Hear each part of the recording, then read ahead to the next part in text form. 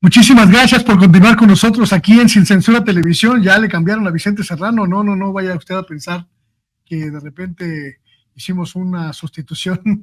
de emergencia a su amigo Luis Guillermo Hernández. Este segmento corresponde la charla con los compañeros de la revista Contralínea. Usted sabe, la revista de investigación y periodismo de alto nivel que hay, de lo mejor que hay en este país en estos momentos. Y hoy, pues, la charla con la periodista y coordinadora de información de Contralínea. Usted la conoce muy bien, Nancy Flores. Ella es quizá una de las periodistas más relevantes de los últimos años por su mirada crítica y sobre todo por su postura de periodismo sin concesiones. Así que, sin más preámbulo, Nancy, muy buenas tardes, bienvenida. Hola Luis Guillermo, buenas noches a ti, a la audiencia de Sin Censura. Pues sí, muchas gracias por tus generosas palabras. Aquí seguimos en esta mesa de investigación. Oye, Nancy, pues el asunto que empieza ya a efervecer en la discusión pública, está en la Cámara de Diputados ya la discusión amplia, profunda sobre el presupuesto 2024 y parecen avecinarse algunos recortes significativos, principalmente en instituciones, en organismos que pues de suyo han tenido pues una manga ancha de manejo presupuestal. El INE, principalmente, que en la era de Lorenzo Córdoba pues tenía gastos estratosféricos y que ahora, de cara al proceso electoral de 2024, podría sufrir un recorte presupuestal. ¿Cómo está esta circunstancia? Luis Guillermo, yo considero que esta discusión tiene que darse de cara a los cambios que no han existido en la autoridad electoral. Hay que recordar que el plan B, que era esta reforma a todo lo que tiene que ver con las instituciones de carácter electoral, sobre todo al Instituto Nacional Electoral, pues no pasó. O sea, esto no acabó de cuajar porque se opusieron desde la Suprema Corte de Justicia de la Nación, pero también otras fuerzas como la oposición encabezada por el Partido de Acción Nacional, el PRI y el PRD. Entonces me parece que es una discusión muy necesaria en momentos en los cuales se va a discutir el presupuesto público. Veíamos que ayer la consejera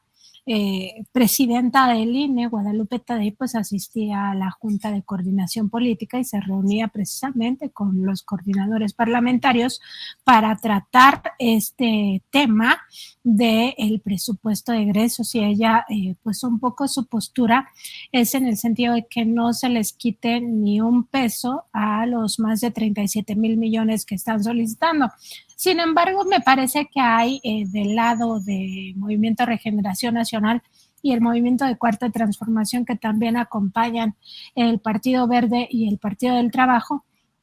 hay elementos para determinar que sí se pueden hacer recortes y además que sean recortes multimillonarios sin afectar el proceso electoral que viene, que es el de 2024, que es uno de los más grandes, es un reto importante para las instituciones, pero el propio Ignacio Mier pues ha dicho que existe o existía esta etiqueta de 3.500 millones de pesos para una consulta ciudadana sobre si es necesaria o no la reforma al Poder Judicial de la Federación. Y él mismo decía, es que este gasto ya no se debe de hacer porque ni va a haber esa consulta y sobre todo porque ya está agendado como parte de las propuestas que va a hacer Morena, y el propio presidente pues lo ha dicho, o sea, de obtenerse la mayoría calificada, que sería el plan C para pues ya digamos trascender eso que no se pudo hacer con el plan B. El plan C es tener la mayoría calificada y hacer reformas constitucionales importantes, entre ellas la del Poder Judicial de la Federación. pues ya no tiene ninguna razón de ser que exista ese presupuesto etiquetado para una consulta ciudadana que no va a existir. Y ahí son 3.500 millones de pesos de los 4.000 millones que se está proponiendo reducir. El tema va a ser, pues aquí, de aquí en adelante, a qué otros rubros se les recorta este recurso. Y no hay que olvidar, Luis Guillermo, que existen muchas áreas de opacidad, pero al mismo tiempo muchas áreas de dispendio dentro del INE que por más que Guadalupe Tadei y otros consejeros, sobre todo los nuevos, que acaban de entrar, pues si quieren limpiar al instituto, pues estos no se van a limpiar hasta que no exista reforma de fondo. Y por ellos mismos, pues no les alcanza tampoco hacer este contrapeso con el resto de la estructura del propio instituto, que sigue pugnando por estos dispendios, estos lujos, el despilfarro multimillonario que existe. Recordar que el INE tiene sus propios fideicomisos que nosotros hemos dado a conocer, que a sus fideicomisos, aunque no se les aprueba dinero, el INE hace economías, o así le llaman, que es estos supuestos ahorros de recursos públicos, donde dicen, ay, pues es que no necesitábamos tanto dinero para tal o cual rubro, y entonces lo mandamos al fideicomiso. ¿Y eso qué significa? Que primero existen subejercicios en el instituto que ocurren de forma sistemática, año con año tienen subejercicios, y este dinero, en vez de devolverlo a la tesorería de la federación, lo mandan a los fideicomisos, y son millones de pesos. Recordar tan solo que en 2021 el INE transfirió 542 millones de pesos a los dos fideicomisos que mantiene vigentes, y que son cajas chicas. Ya se sabe, los fideicomisos operan en total opacidad, primero porque no tienen etiquetado el presupuesto que están resguardando, y eso es una gran diferencia entre el presupuesto público y el presupuesto que se ejerce en fideicomisos, porque el presupuesto público para eso tiene etiquetas, porque se tiene que justificar a dónde se manda ese dinero, y en el caso de los fideicomisos no, porque digamos que el monto que tienen resguardado se lo pueden gastar en el año que quieran, o sea, ni siquiera tendría que ser en 2024, no es a fuerza en 2025, y el presupuesto sí, el presupuesto, como va etiquetado, solamente tienen un año para ejercerlo, y además de forma justificada, tienen que seguir ciertas reglas. Los fideicomisos no siguen reglas. Por ejemplo, se puede hacer un gasto desde un fideicomiso sin atender a estas, digamos, estas normas de las licitaciones públicas. Puede hacerse a través de contratos directos a empresas que brindan servicios o que ofrecen productos. En ese sentido, me parece que la discusión que viene en el pleno de la Cámara de Diputados, que es la que va a aprobar este presupuesto, pues puede revisar todas estas áreas de opacidad, de despilfarro, de lujos que aún existen en el propio Instituto Nacional Electoral. Recordar también que hay otros rubros donde el Instituto Nacional Electoral no ha hecho nada por cambiarlos, y entre ellos todo el gasto multimillonario en rentas. El INE destina más de 1,000 millones de pesos a las rentas año con año, rentas de locales que en realidad pareciera que se rentan edificios de superlujo, cuando a veces son localitos muy pequeños, porque seguramente ahí hay un tema de corrupción. Entonces, todo este tema se debe de ir sopesando, por supuesto, sin quitarle o restarle capacidad a la institución para que se ejerza de una forma adecuada todo el tema de las elecciones que vienen del año que entra, pero sí, pues revisando que esto del despilfarro todavía existe. Recuerdo muy bien esa investigación que hicieron ustedes, no recuerdo la fecha, hablaban de dos fideicomisos opacos en el Instituto Nacional Electoral. Nancy, si tú me lo recuerdas, uno era un fideicomiso para el alquiler precisamente de inmuebles y otro tenía que ver con el manejo de los pasivos laborales en la institución. Y recuerdo que por la cifra que mencionaste, 500 millones, 542 millones, recuerdo que había señalamientos de que la opacidad en el Instituto Nacional Electoral era tal que ni siquiera se podía acceder a los informes sobre cómo se utilizaron en los diferentes años estos fideicomisos y otros que tiene la institución.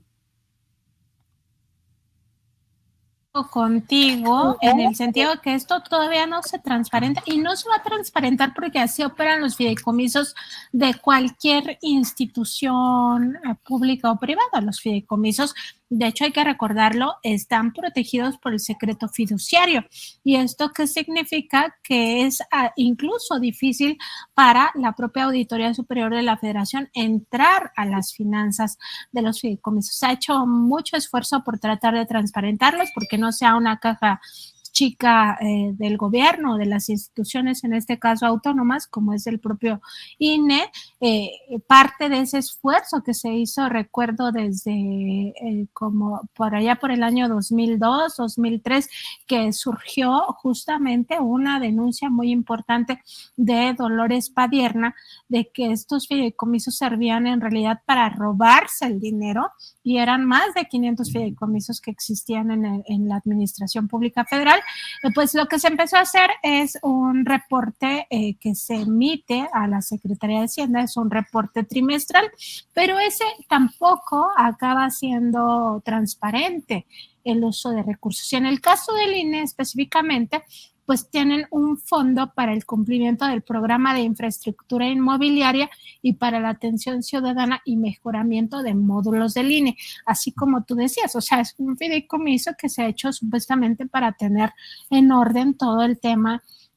de los edificios, del mantenimiento, etcétera. Aquí el tema es que además de que tienen estos recursos dentro de ese fideicomiso, tienen un presupuesto asignado para la renta de esos edificios. O sea, es un doble, digamos, es un doble presupuesto, y eso es lo ilegal, o en todo caso lo ilegítimo, porque no estoy tan segura que como está dentro de un fideicomiso, no estoy tan segura que sea ilegal, porque todavía hay estos, digamos, como estas fisuras dentro de la legislación que les permiten a las autoridades pues seguir operando de esta manera los fideicomisos. Y el INE tiene un presupuesto justamente para garantizar que va a tener sus módulos establecidos en tiempo y forma cuando las personas quieren ir a registrarse o a reponer su credencial de lector o a cualquier otro tipo de atención que se requiera en oficina con esta institución que debería de ser garante de la democracia. Entonces tenemos a la par, pues sí, este primer fideicomiso que vemos que es para infraestructura inmobiliaria, pero dime tú si acaso esto no acaba siendo pues un doble recurso cuando ahí tienen más de 1,500 millones de pesos fideicomitidos, se le llama, o sea, resguardados ahí, almacenados en su cochinito. Si además tienen un presupuesto para rentas también que supera los 1,000 millones de pesos, o sea, ¿qué tendría que pasar en el instituto para requerir un presupuesto adicional para justo los módulos del INE? Pues tendría que suceder algo, pues no sé, desastroso, que de repente al mismo tiempo todos los arrendatarios, o no sé cómo se le llama a los que te rentan los locales, pues te quiten de un jalón todos los espacios que tienes, y entonces sí, que venga un gasto fuerte para la institución para volver a instalar módulos. Pero no es el caso y no ocurriría una circunstancia de esta naturaleza. Entonces, me parece a mí que esta es una oportunidad de parte de los propios legisladores para revisar qué está pasando con estos cochinitos, qué está pasando en general con el doble presupuesto que pueda tener el INE en este y en otros rubros, y cuáles son aquellos rubros que definitivamente no tienen ninguna razón de ser, porque hay que recordarlo que en contra el INE también hemos dado a conocer que incluso se pagan servicios de lavandería al instituto. Entonces hay cosas que tendrían que tener una explicación, que nos digan, bueno, el servicio de lavandería no es lavandería, no sé, de ropa, es lavandería quizá de manteles o de cortinas, no sé, algo que nos explique por qué están pagando eso, pero de entrada sí te diría que me parece que todavía existen muchos temas que no están claros de a dónde se va ese dinero, a dónde se va ese presupuesto, y sobre todo que existen gastos que no necesariamente están justificados. No sé si lo recuerdas, pero también parte de nuestra investigación apuntaba que se compraba alimento para animales, y ahí lo que dijeron es que tenían pues perros de guardia, ¿no? Pero es un monto significativo lo que destinaban a alimento para animales, o sea, no creo que tengan tantos perros asignados para guardias del Instituto Nacional Electoral. En todo caso, que se justifique cada peso que sale de este INE, porque es un peso que se le resta al presupuesto, es decir, un peso que viene del dinero del pueblo de México, y ese es el fondo. Es importantísimo rescatar esta información porque pues uno pensaría esta transición que ocurrió en el INE con la llegada de Guadalupe Tadei a la presidencia del organismo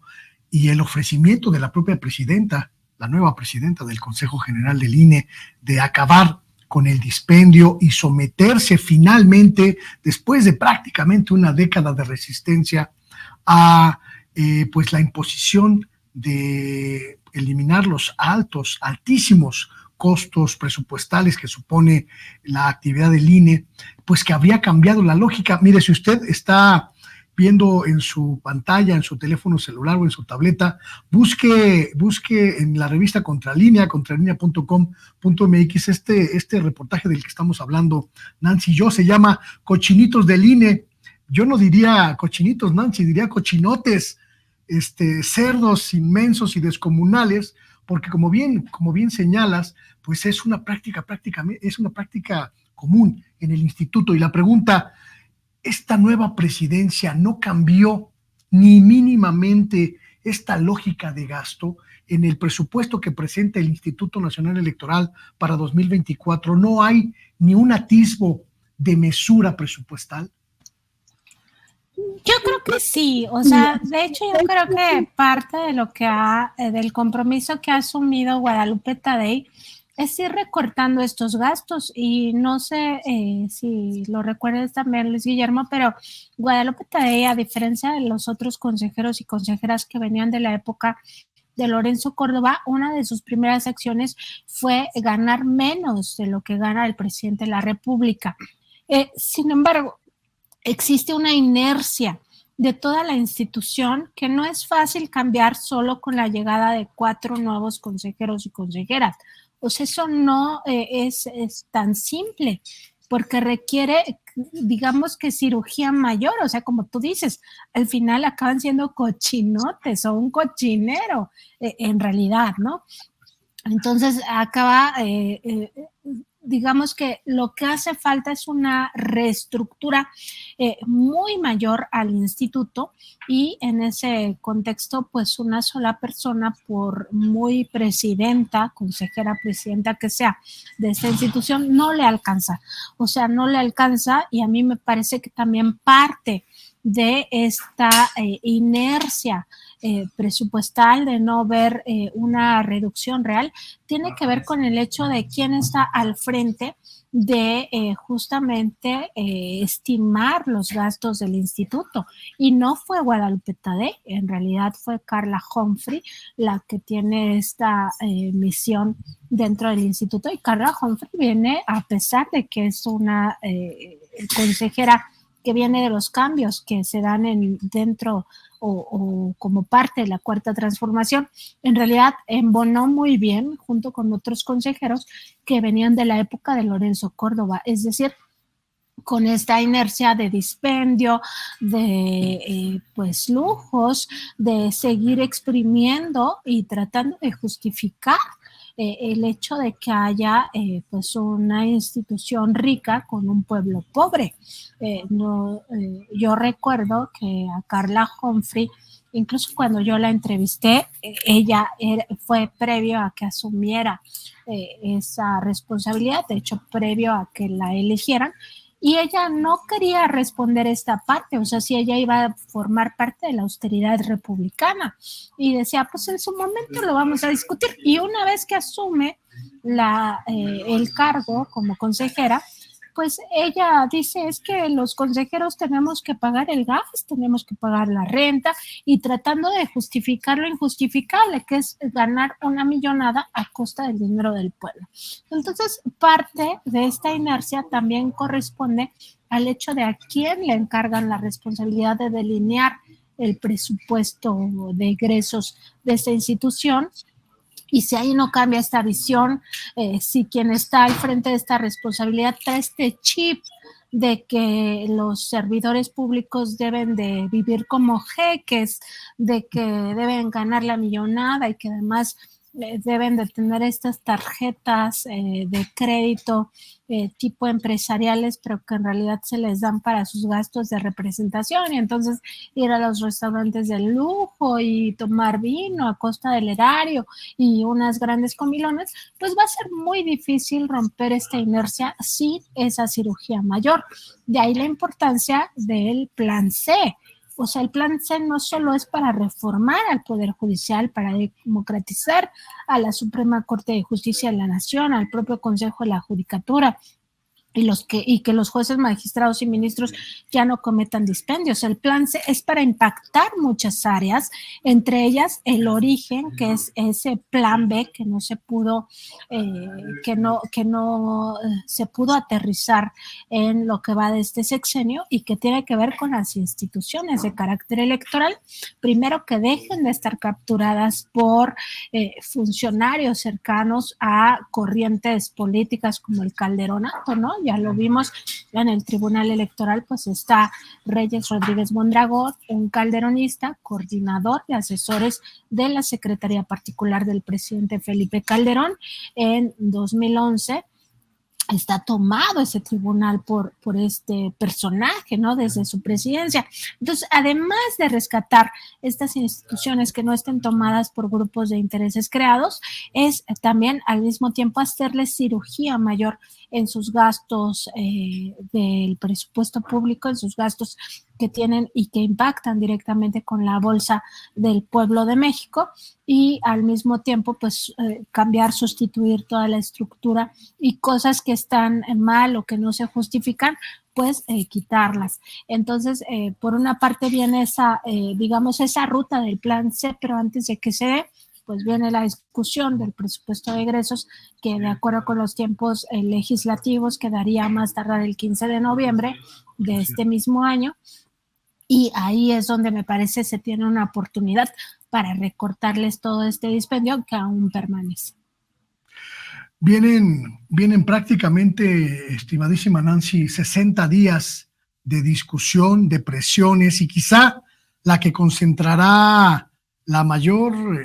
pues animosidad, por no decir beligerancia, sea la relacionada con el presupuesto en el Poder Judicial. Si hablábamos de dispendios en el INE, si hablábamos de cajas chicas y de cochinos y cochinitos o cochinotes en el INE, en el Poder Judicial las cosas son pues verdaderamente palabras mayores. Recordábamos simplemente los fideicomisos que reveló la Presidencia de la República, más o menos allá por marzo, abril de este año, en los que daba cuenta de pues fideicomisos superiores a los 35,000 millones de pesos del Poder Judicial, la Corte, la Judicatura y el Tribunal Electoral de la Federación. Y me parece que esta discusión es la que concentrará quizá todos los reflectores. ¿Tú cómo ves esta circunstancia? Sí, me parece que en términos generales va a ser toda la discusión la que va a tener el foco público, sobre todo por esta oposición del PRI, PAN, PRD y en general encabezados por el propio Claudio X González Guajardo, que no van a querer, digamos que el último año del gobierno del presidente López Obrador se tenga un presupuesto acorde con lo que es la Cuarta Transformación. Y no solo para el tema de la Corte, a mí me parece que lo que más va, digamos, a generar un estira y afloje en la Cámara de Diputados va a ser todo el tema de los programas sociales, porque ellos van a tratar de impulsar esta idea de que se va a derrochar, según su perspectiva, miles de millones de pesos en programas sociales para compra de voto, lo cual es falso. O sea, si nosotros vemos la tendencia del gobierno del presidente López Obrador, pues no es crear nuevos programas sociales, sino consolidar los que ya están. Y se requiere más dinero para esos programas sociales porque viene un aumento significativo, por ejemplo, en la pensión a adultos mayores, que es uno de los programas estrella del actual gobierno. Y en ese contexto yo pienso que más bien la discusión, o sea, además de que sí se va a centrar, por supuesto, en que no se le quite o se le retire ningún privilegio a los ministros y ministras de la Corte, también va a enfocarse en tratar de descarrilar todo el tema de las obras de infraestructura, o sea, que presionar todas las obras de infraestructura que tienen que consolidarse en 2024 y sobre todo presionar los programas sociales del presidente López Obrador bajo el argumento, esta argucia que no tiene ninguna razón de ser, de que está pues operándose el dinero público para la compra masiva de votos, algo que pues estaría incluso rayando en un delito si es que estos grupos opositores lo lograran comprobar, ¿no? Porque hay que recordar que todo el tema electoral, todos los delitos electorales ya son delitos graves y se castigan con cárcel. Entonces, me parece que se va a centrar como la discusión sobre todo en programas sociales y en obras de infraestructura. Lo que van a querer es lo que querían desde la mitad del sexenio, apoderarse de la Cámara de Diputados en las elecciones intermedias para controlar el presupuesto público, para evitar que hubiera dinero para programas sociales, para evitar que hubiera dinero para obras de infraestructura y en este caso, como ya es el último jalón de la Cuarta Transformación, pues para entorpecer, digamos, el último año de gobierno del presidente López Obrador. ¿Tú crees que esta especie de animadversión, al menos verbal, que hay entre la presidencia de la República y la presidencia de la Corte, de la Suprema Corte de Justicia, llega a trasladarse a la discusión presupuestal de 2024 en la Cámara de los Diputados? Nancy, ¿crees que haya alguna posibilidad? Escuchábamos al líder parlamentario de Morena en la Cámara de Diputados pues señalar abiertamente que la reducción presupuestal al Poder Judicial era una quizá de las más importantes tareas que tenía esta bancada en este último tramo del año para hacerle frente a una nueva dinámica en el Poder Judicial. Más que trasladar esta discusión, yo lo que creo es que van a revisar el presupuesto de egresos. O sea, ya es parte de la estrategia del propio Movimiento de Regeneración Nacional y como lo ha anunciado Ignacio Mier, el diputado, se debe de revisar sobre todo los guardaditos de la Suprema Corte, porque regresamos exactamente al mismo tema del Instituto Nacional Electoral. Los fideicomisos son para uso discrecional del dinero e incluso hay que recordar que uno de esos fideicomisos es para que ministros, ministras arreglen sus domicilios particulares con dinero del pueblo. O sea, es que esto es indignante. O sea, es como si dijeran, a ver, cada mexicano, mexicana aporte un pesito porque el ministro Luis María Aguilar, el ministro Alberto Pérez Dayán, la ministra Norma Piña, o cualquier otro ministro o ministra necesita cambiar su boiler. O sea, y nosotros decimos, o sea, sí, pero ¿por qué? O sea, ¿por qué le vamos a pagar que cambie su boiler o que cambie su sala de piel que ya no le gusta y que la compró el año pasado también con dinero de nosotros, o que cambie sus cortinas o que cambie el color de sus paredes, cuando de por sí les estamos pagando 700,000 pesos mensuales porque supuestamente ellos son la élite de la justicia en el país?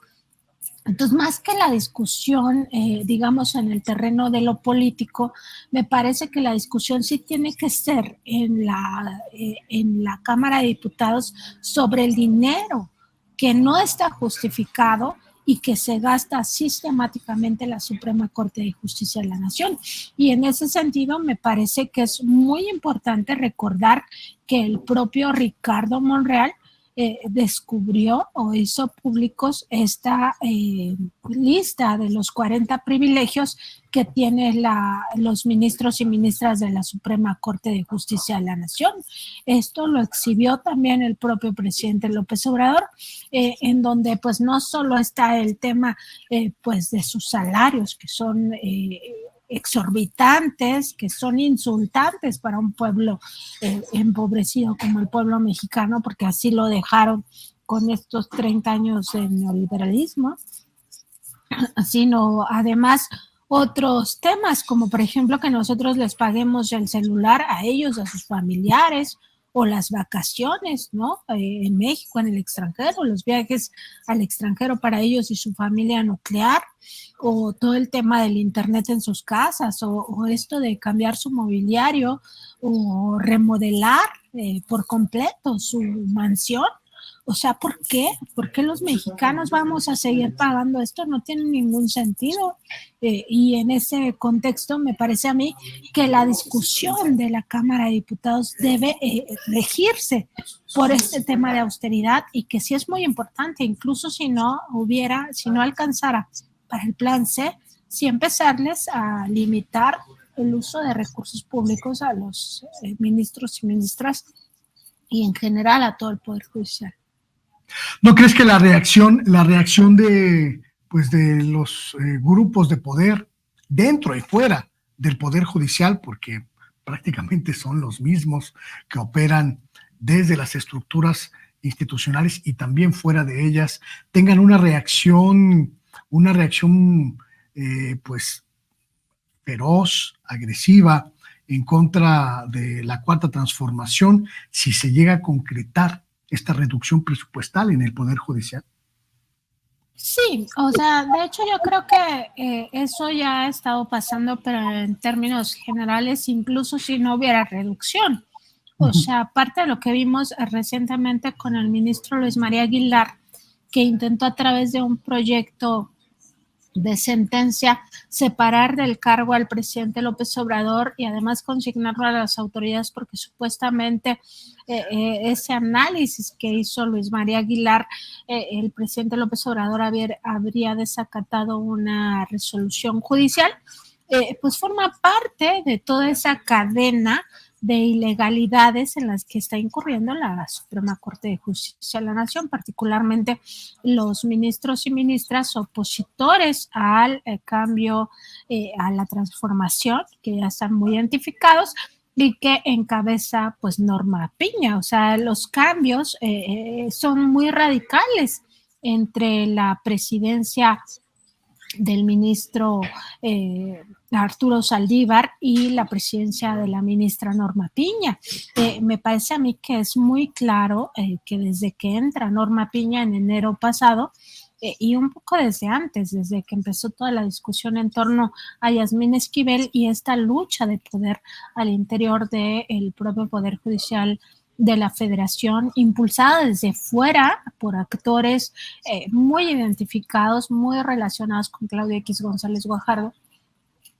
pues forma parte de esa, digamos, inercia o corriente que ha estado presente a lo largo de estos meses. Y eso, pues por supuesto que se va a radicalizar, y se va a radicalizar todavía más de cara al proceso electoral 2024. O sea, hasta dónde los vamos a ver llegar, todavía no sabemos, pero a mí sí, todavía me sorprende, pues,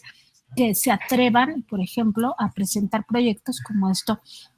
del ministro Luis María Aguilar. A mí sí me sorprende que exista dentro de este pensamiento ultraconservador de algunos ministros y ministras de la Corte esta idea que puedan derrocar un gobierno desde el Poder Judicial. Y me sorprende, no tanto porque yo no creyera que pudieran llegar a este punto, sino más bien porque yo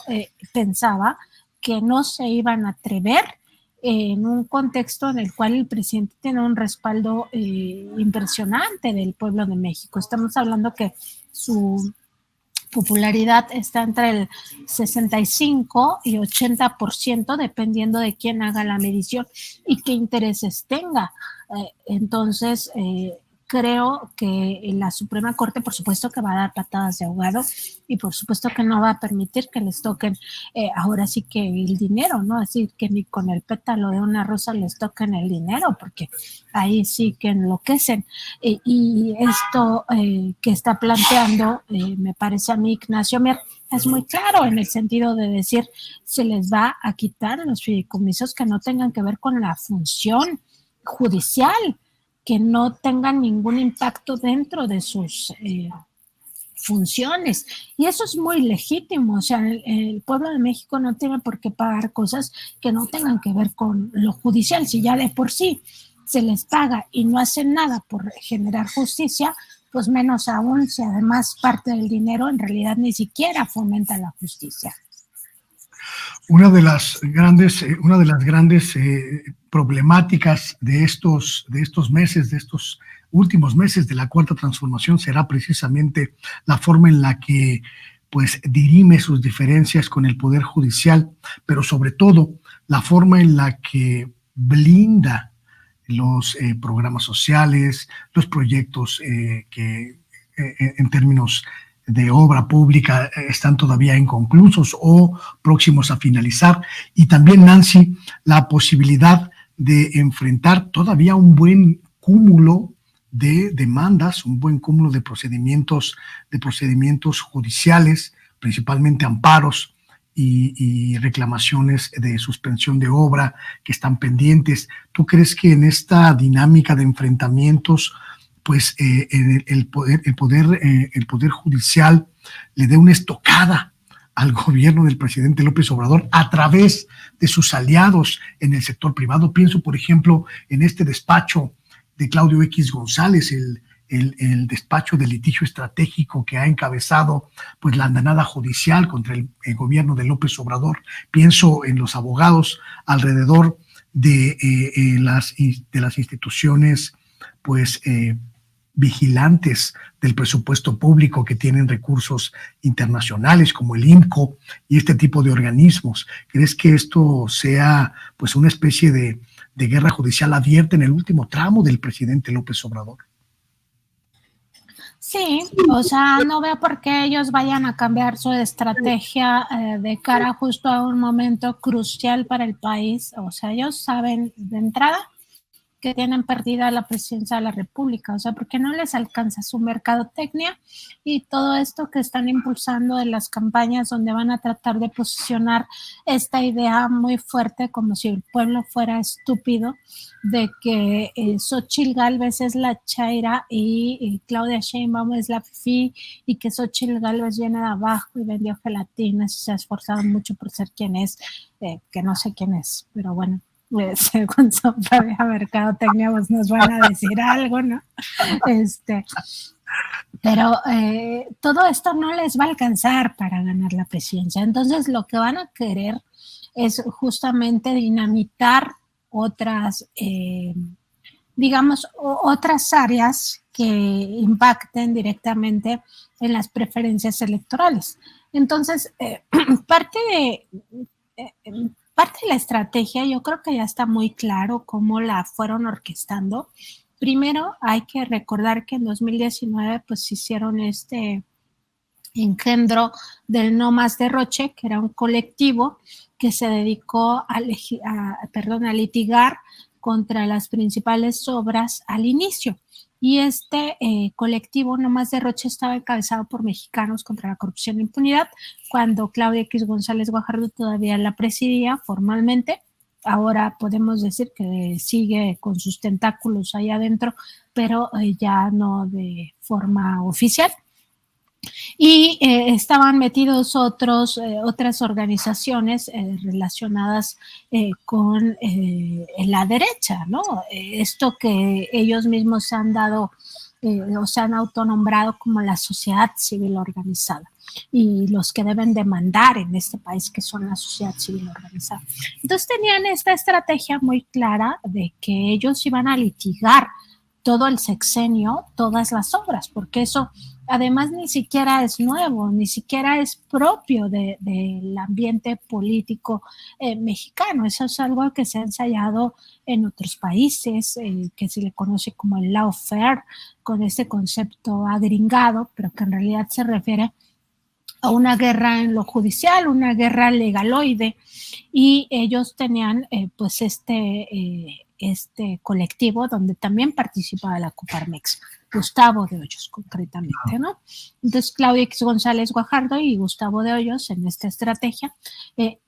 al mismo tiempo ven que Mexicanos contra la Corrupción estaba sufriendo un desgaste muy importante litigando contra estas obras, porque al final, ¿quién iba a ser el brazo mediático de la oligarquía? Pues es Mexicanos contra la Corrupción. Entonces, como Mexicanos contra la Corrupción te iba a evaluar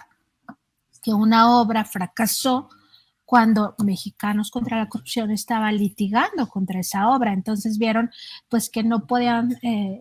digamos, no iban a tener la suficiente legitimidad, no la tienen de cualquier manera, pero en su idea de cómo funcionan las cosas, que se iba a perder legitimidad porque ellos habían saboteado esas obras o habían saboteado esas políticas públicas. Entonces lo que hacen es crear esto otro, que es el Consejo Nacional de Litigio Estratégico, que ahí sí, Gustavo de Hoyos, Claudia X González Guajardo, Fernando Gómez Monturueta, el exsecretario de Gobernación de Felipe Calderón, que jamás se enteró que García Luna estaba implicado con el cártel de Sinaloa, o al menos eso es lo que nos dicen, están ya ahí, o sea, ni siquiera tienen ningún reparo, no tienen rubor en estar ahí litigando, porque eso les permitía justamente separar sus áreas mediáticas, que son todas las organizaciones que operaban en el No Más Derroche, que ahora sí van a estar evaluando al gobierno del presidente López Obrador, evaluando sus obras y evaluando sus políticas públicas, porque ya no estaban litigando contra ellas, al menos no formalmente. Entonces, esa es la estrategia desde un inicio, o sea, perturbar, sabotear con esta guerra legaloide las obras, las políticas públicas y además decirlo, o sea, muchas de estas asociaciones por separado sí continuaron litigando algunas cosas que les parecía que les redituaba en cierta legitimidad. Al final no tienen legitimidad, o sea, no es legítimo su trabajo, ni siquiera es honesto, ni siquiera tienen la decencia, la honestidad intelectual de que sus informes o sus evaluaciones realmente estén pues fijándose en lo que sí está bien y lo que está mal. O sea, para ellos el mejor modelo es el modelo neoliberal, y en ese sentido es como actúan, justificando lo injustificable y saboteando lo demás. Entonces, no veo por qué van a cambiar en un momento tan crucial, tan específico, como son, lo que resta de 2023 y la primera parte de 2024, que es justo cuando tienen que operar toda la maquinaria de los votos. O sea, no solo están pensando en un lavado de cerebro mediante manipulación mediática, con mentiras, con campañas de noticias falsas, con toda la posverdad, No solo están pensando en eso, sino están pensando en múltiples estrategias, entre ellas seguir saboteando las grandes obras de este gobierno para después decir, ven, es un fracaso, este es el peor gobierno, tiene más corrupción según su discurso, tiene más corrupción, tiene más impunidad, estamos en la peor fase de la violencia, etcétera, etcétera. Todo lo que ya escuchamos en su narrativa, que no han cambiado mucho, y además acompañados por un poder judicial que está capturado por esos mismos intereses. O sea, no veo por qué van a cambiar de estrategia y cuando tienen en su bolsillo a Norma Piña, que estamos viendo en este momento, y a jueces magistrados con esta puerta giratoria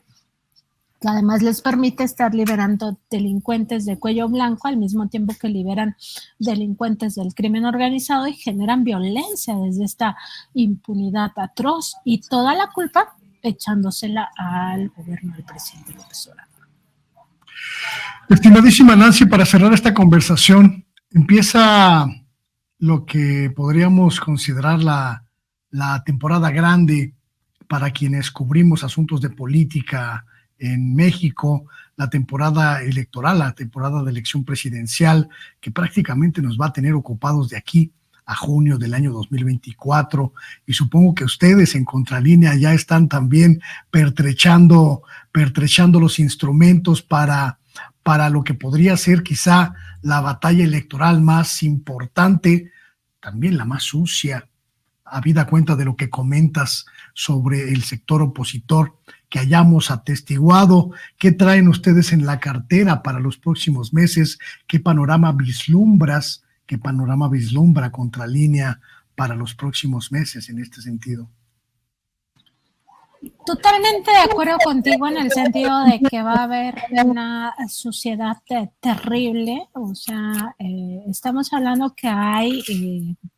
personajes muy oscuros dentro de la oposición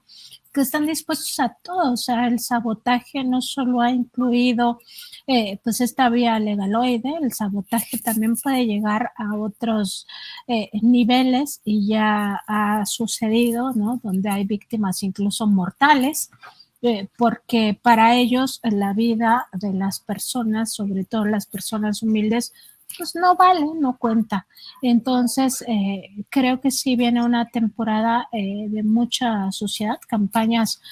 muy terribles en medios de comunicación. Vamos a ver lo peor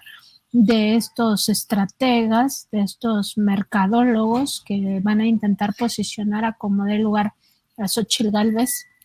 si bien no pensando en que van a ganar la presidencia de la República, sí pensando en que van a evitar que el plan se concrete, y para ello no solo van a utilizar todos los recursos mediáticos posibles y también económicos, como la compra masiva de votos, sino incluso van a recurrir, y esto me parece uno de los temas más graves, a todo el Poder Judicial de la Federación. A mí me parece que es muy importante poner el foco de atención en el Tribunal Electoral del Poder Judicial de la Federación, en esta captura que tiene desde la presidencia con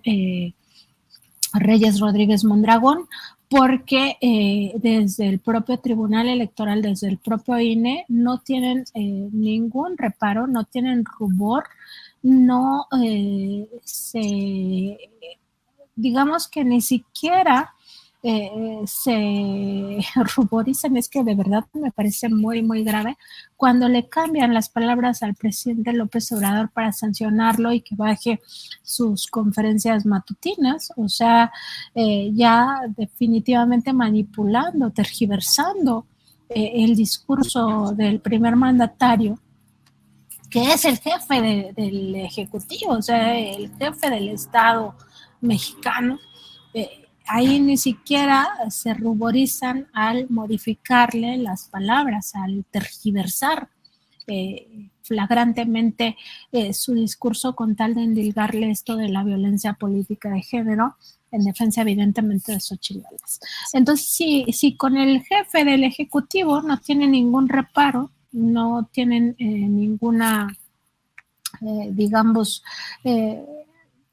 Es que ya ni siquiera sé qué adjetivo les queda para decir que tienen decencia. Pues no, es que son totalmente indecentes.